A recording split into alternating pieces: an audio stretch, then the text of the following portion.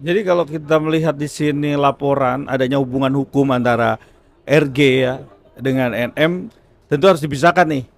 Dua belah pihak kan ada hubungan hukum, adanya suatu keterkaitan sebab akibat, ya kan? Sebab akibat daripada pelaporan.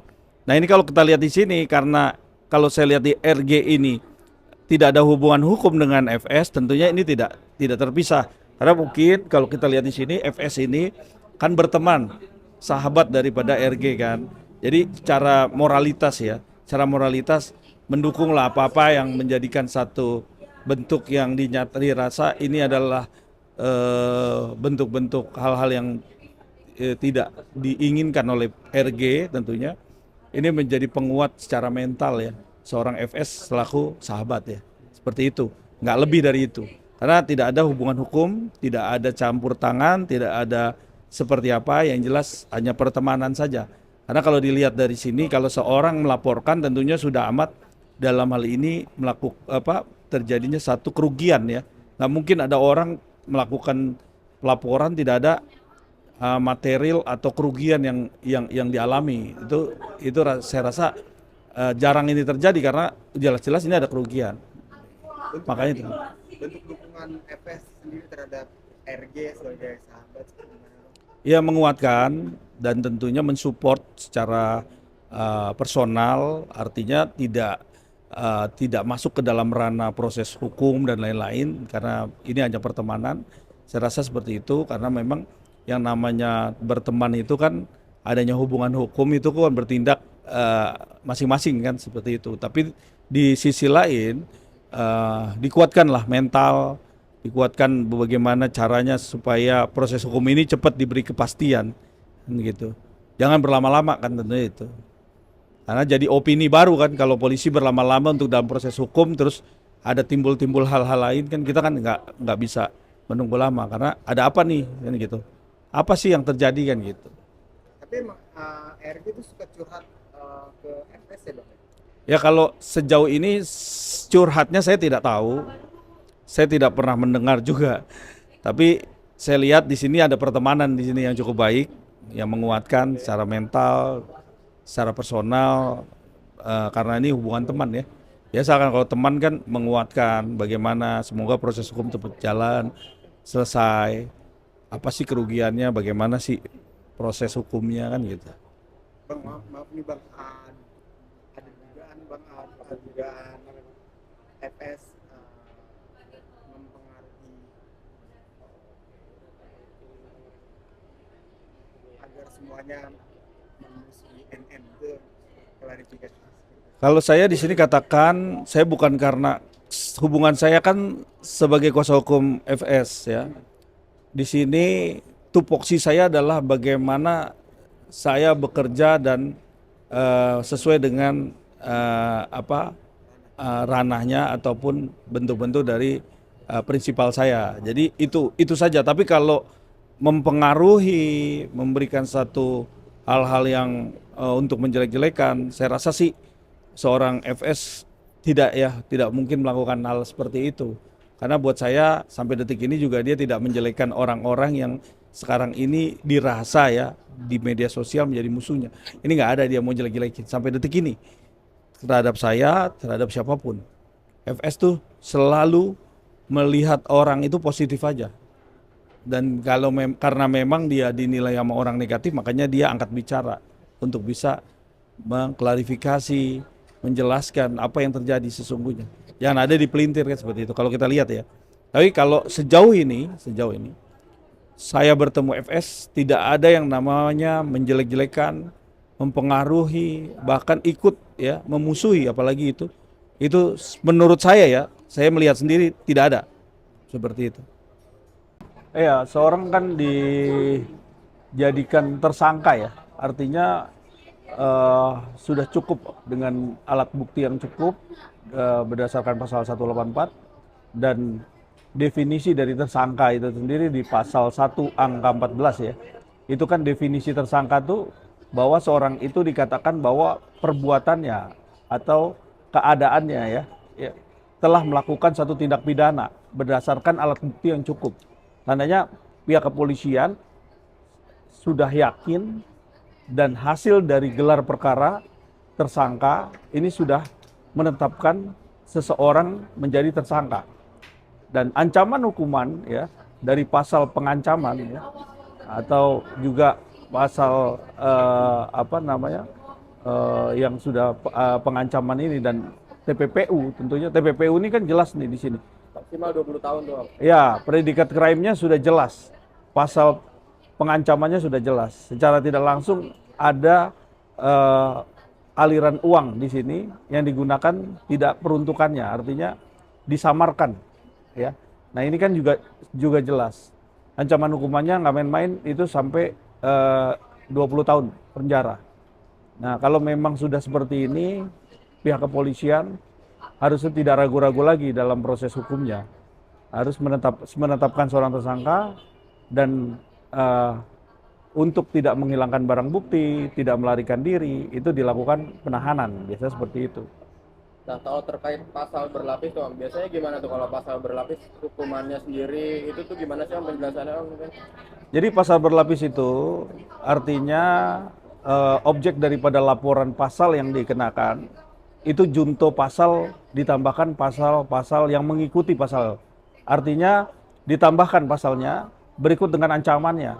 Apabila pasal pengancaman itu 9 tahun, TPPU di atas 10 tahun, otomatis itu menjadi kumulatif pasalnya. Menjadi pasal terberat ya. Pasal terberat itu pasal terberat itu adalah ancaman hukuman sampai 20 tahun penjara. Nah, ini kan jelas di sini bahwa pasal yang berat seperti ini biasanya ya pihak penyidik itu melakukan proses penahanan. Ya, biasanya seperti itu.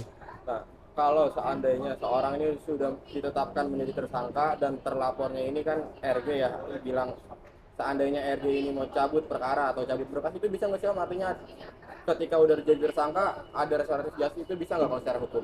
Ya, kalau ada kerugian, ini kan jelas adanya kerugian. Nah, kalau memang akan dilakukan restoratif justice, tentunya bisa aja untuk mencabut laporan, sama-sama mencabut kerugiannya daripada pasal yang dikenakan, ya kan? Artinya itu kan menimbulkan kan adanya kausalitas ya, sebab akibat. Sebabnya adanya ancaman, terjadinya satu transfer uang atau kerugian di sini.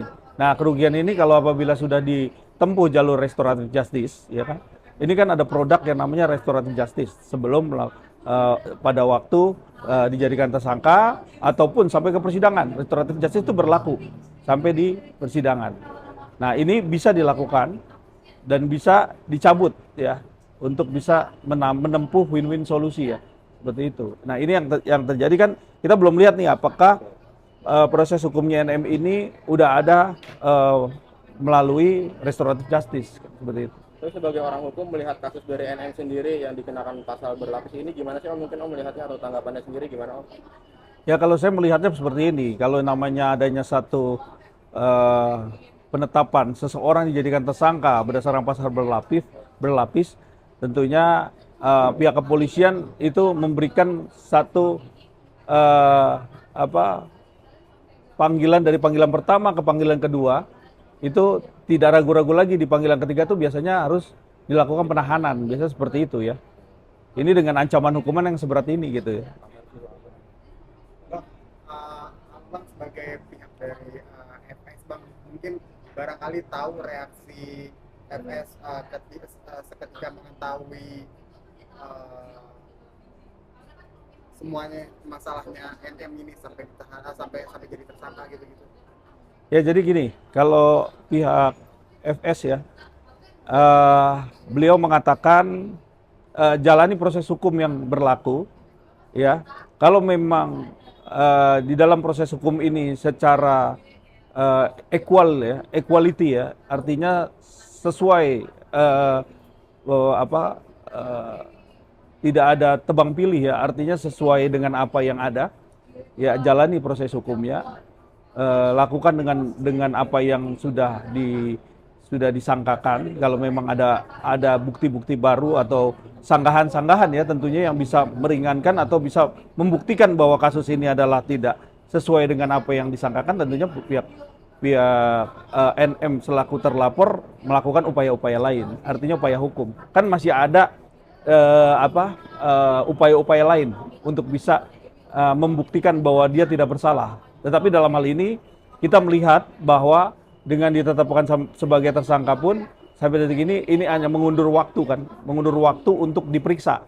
Nah, ini tidak bisa berlaku lama. Biasanya panggilan kedua, polisi harus menetapkan seseorang yang jadi tersangka ini untuk dilakukan penahanan. Biasa seperti itu.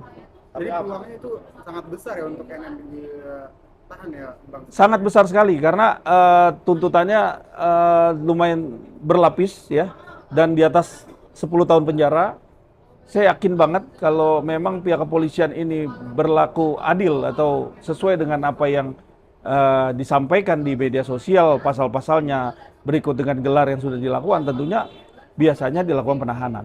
Seperti Tapi itu. apakah udah pas pihak kepolisian menetapkan NM ini dengan pasal seperti itu, pasal berlapis? Ya, jadi gini, polisi itu tidak serta-merta ya menetapkan seorang ya mulai proses penyelidikan ya kan, melalui proses penyelidikan, gelar proses sidik. Nah, ini kan proses sidik ini sudah tahu siapa yang melakukan tindak pidana yang dimaksud atau dilaporkan. Objek laporannya jelas ya, pengancaman TPPU. Di sini jelas ada kerugian.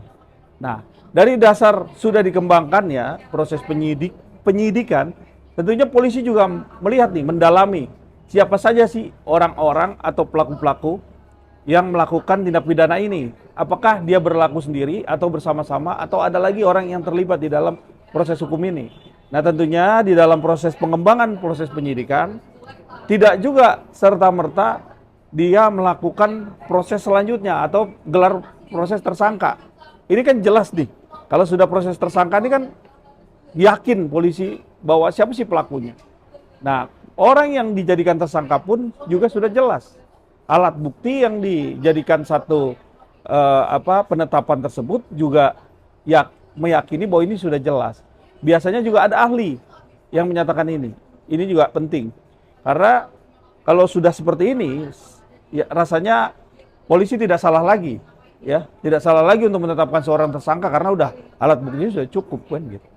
Respon dari FS sendiri ketika mendengar kabar bahwa NM dan asistennya menjadi tersangka gimana mungkin, Bang? Ya, kalau Mbak Fitri ya kemarin sempat bicara dengan saya juga, dengan kita semua di waktu di wawancara, ya jalankan aja proses hukumnya, lakukan saja. Kalau memang ini tidak diyakini memang tidak sesuai dengan apa yang disangkakan, tentunya kita ya pasti akan melakukan upaya-upaya lain kan gitu.